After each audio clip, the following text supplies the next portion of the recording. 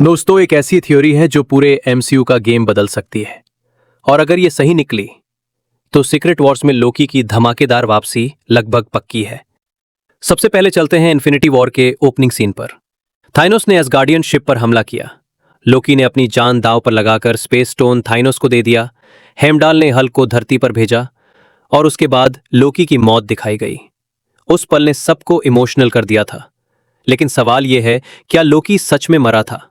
क्योंकि अगर एमसीयू की पूरी हिस्ट्री देखी जाए तो लोकी की मौत कभी भी फाइनल नहीं रही। थॉर 2011 जब वो बाइफ्रॉस्ट से गिरा, सबको लगा खत्म हो गया, लेकिन वो एवेंजर्स 2012 में वापस आ गया। थॉर द डार्क वर्ल्ड में लड़ाई में उसकी मौत हुई। थॉर भी रोया था, लेकिन बाद में पता चला कि लोकी ने ओडिन का रूप ले लिया और एसगार्ड का राजा बन बैठा। और फिर आई इन्फिनिटी वॉर की मौत, जो सबसे रियल लगी। लेकिन लोकी का रिकॉर्ड देखो तो साफ है, उसकी मौत कभी भी स्थायी नहीं होती। अब सबसे बड़ा सबूत मिला लोकी सीरीज में। जब 2012 वाला लोकी टीवीए के हाथों पकड़ा गया तो हमें पता चला कि सिर्फ एक नहीं बल्कि कई कई लोकी वेरिएंट्स मौजूद हैं। क्लासिक लोकी जिसने थैनोस को इल्यूजन से बेवकूफ बनाया और जिंदा बच गया। किड लोकी जिसने अपनी टाइमलाइन में खुद थॉर को मार दिया। बोस्टफुल लोकी जो हमेशा अपनी कहानियों को बढ़ा चढ़ाकर सुनाता था। और सबसे मजेदार, एलिगेटर लोकी। यानी हर हकीकत में, हर टाइमलाइन में लोकी किसी न किसी तरीके से बच ही जाता है। उसके लिए मौत अंत नहीं बल्कि एक नई कहानी की शुरुआत होती है। और दोस्तों, एक छुपा हुआ क्लू हमें लोकी सीरीज के पहले एपिसोड में मिला। जब मॉबियस प्रोजेक्टर पर लोकी की पूरी जिंदगी दिखाता है तो एक अजीब चीज नोटिस होती है। लोकी स्पेस स्टोन देता है और सीधा कट होकर हेमडाइल की मौत दिखा दी जाती है।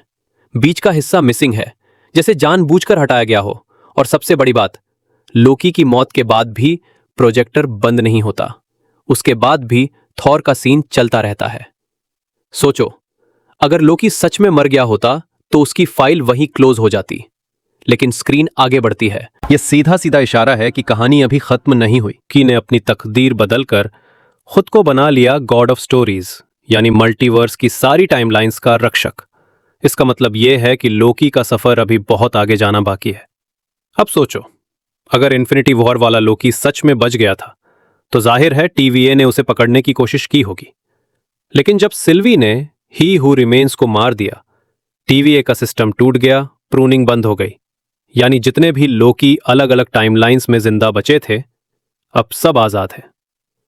और यही वजह है कि इन्फिनिटी वॉर वाला लोकी, जिसे हम सब ने मरा हुआ मान लिया था, सीक्रेट वॉर्स में दोबारा लौट सकता है।